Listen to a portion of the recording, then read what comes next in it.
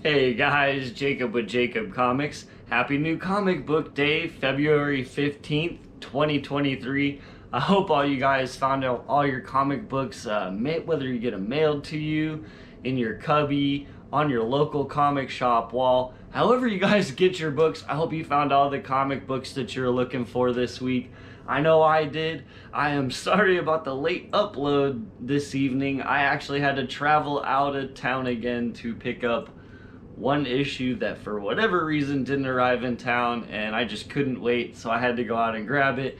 Alright guys, now before we get dived into the books that I got this week, I got kind of a bigger pile for me. I do want to let you guys know about the 600 subscriber giveaway. When we hit 600 subscribers, we'll be giving this book away. It's a Marvel #1 variant. All you have to do is like the video, comment down below, and be subscribed to the channel, and that'll give you a chance to win. When we hit 600 subscribers, we'll raffle the book off and somebody will win it. Alright guys, let's go ahead and get dived into what books I got this week and why I got them, and whether it's for art or story, you know. Now, as always, we got the loud and mysterious black bag that the comic books came in. And first up, without further ado, we have Hulk #12. Now, I've been super enjoying this run. Super awesome read. I personally think, it's just my opinion, hey, I've liked it with this Starship Hulk. He's, you know, and I hear guys, there are a lot of reveals in issue 12. There's only a couple more issues to go, and I'm super excited.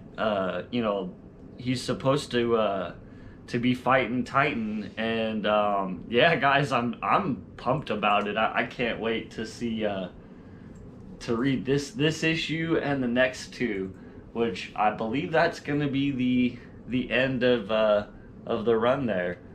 And yep, this one even does have a credit for Kate's on it. It says Otley, Kate's, Rathburn, and Gracia.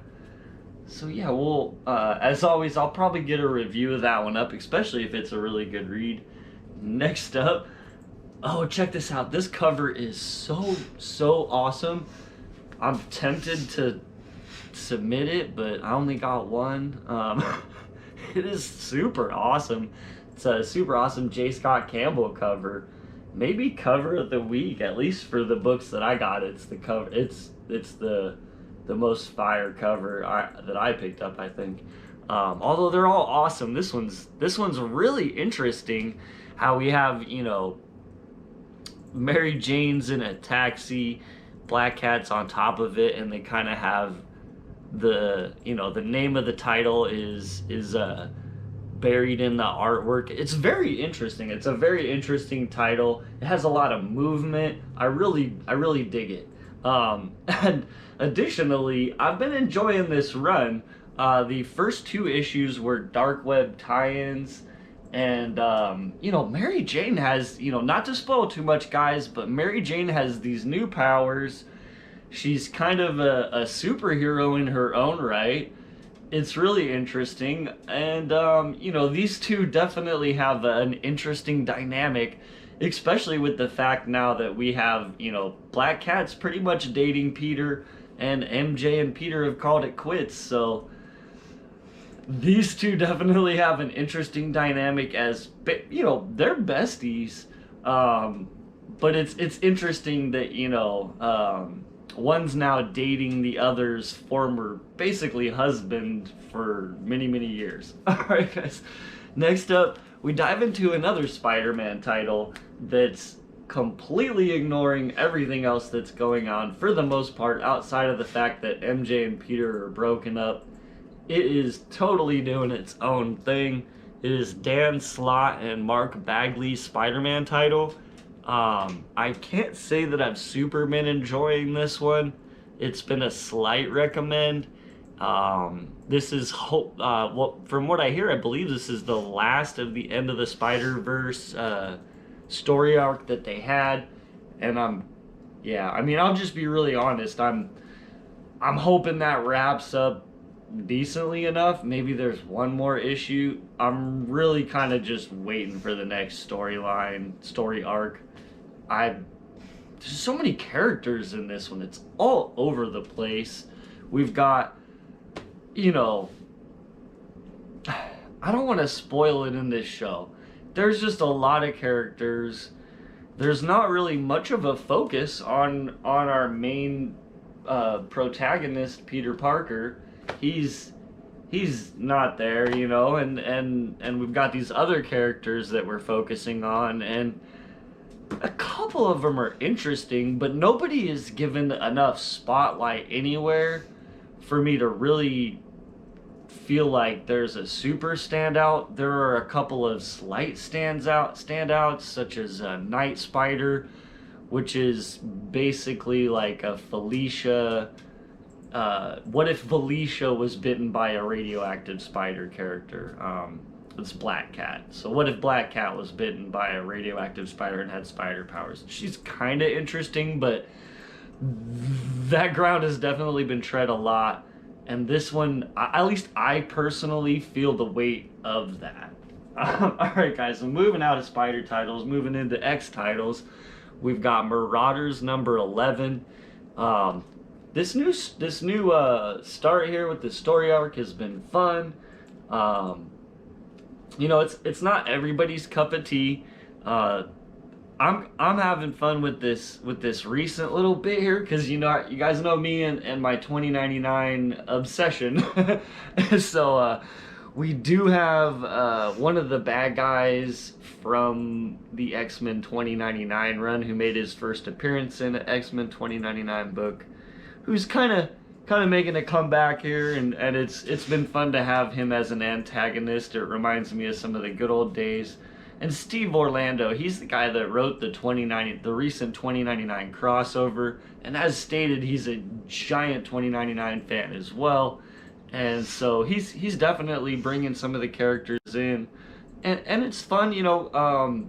It's kind of an interesting cover here. At first I thought maybe it was Peach, but I don't see her Sig on here.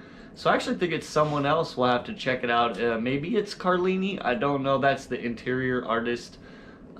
Super awesome cover though. Got Dak in there fighting the X-Men 2099 bad guy that I don't fully remember his name. It's like blood something.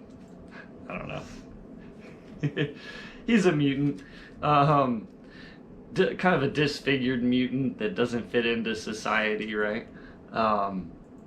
So check this cover out. This is just amazing right here. I'm digging this, and this run's been really fun.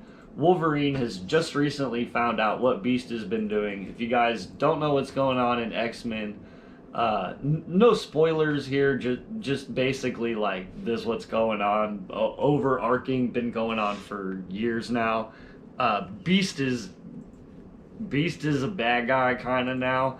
Like, the best way to describe it is, and this is how, you know, if you're like kind of sad about that, you're like, damn, I really like Beast. Hey man, so do I.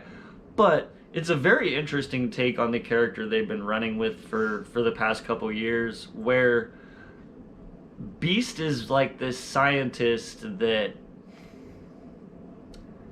has kind of gone too far now. You know what I'm saying? He's come up with all these things, and it's just, he's always been hell-bent on mutant salvation. And you know, the best way to put it is he's basically kind of taken the side of Magneto now, or at least Magneto's former stance, which is just that, you know, to heck with it. They're just gonna try to kill us mutants, and we have to survive. And I'm gonna make sure we can survive. And so he's kind of he's a pretty bad guy. And he's been doing some bad things to Wolverine. He's been making Wolverine his puppet, going out and doing all these dirty missions. It's actually been super fun to read. Kind of had like a feral Wolverine running around for a while, just killing people basically. And but he's found out now that Beast has been controlling him. He's been able to, you know, get rid of the shackles of Beast's mind control, and he's definitely going to be on the hunt for Beast. And I'm super interested to see where Percy's gonna take that. Percy's the writer on Wolverine and X-Force, and they've both been pretty fun reads, honestly. This is one of my more highly recommended titles. If you don't know anything about what's going on with the X-Men, I still say you can just get the X title. You know, you don't need to pick up all the crossovers to understand everything. This one kind of stays self-contained and mostly tells stories about the 5 or 6 characters that are on the X team right now, which, if you didn't know, it's basically we've got Cyclops, we've got Sync, we've got Polaris, Jean Grey is on the team, as well as Wolverine, X-23, whatever you want to call her.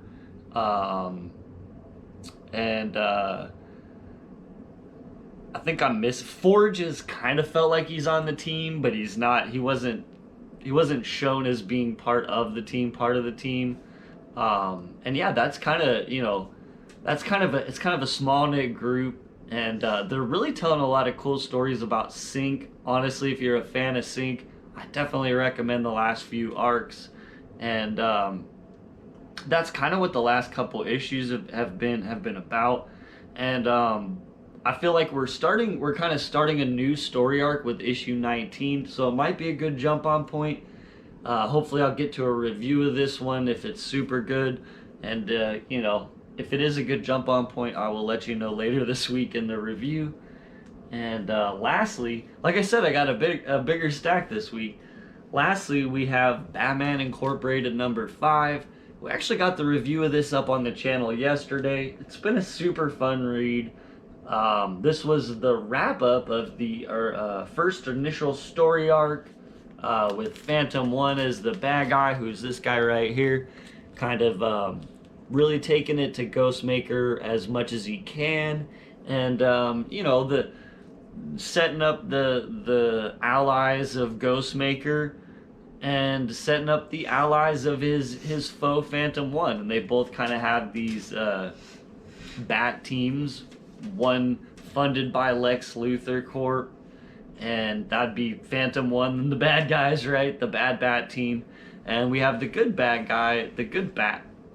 guys, or good guys, I should say, led by Ghostmaker and funded by Ghostmaker. And yeah, it's just been fun, and sanctioned by Batman. Additionally, Batman kind of left Ghostmaker in charge and thinks he's, you know, the right guy for the job. And one of the standouts too with this Batman Incorporated has been the artwork. Tim's artwork on it is literally a joy every time. I love it. It's very ninja, and you know, that's the best way to put it. It's very got a real ninja vibe to it, and almost an anime feel, but more of like a hyper technology anime feel, but without the character faces. The characters look like comic book characters. Tim's is doing the front cover here as well, so the interior artwork looks just like this, basically. So that's what I have today, guys. Remember, as always, if you've watched this far into the video, you like this kind of content, like, comment, and subscribe. Help spread me out in the YouTube world so more people can find my Fun Times channel about comic books. Come hang out with us, talk about comic books, and share our collections. That's what I have today, guys. As always, we'll see you next time, and have a great day.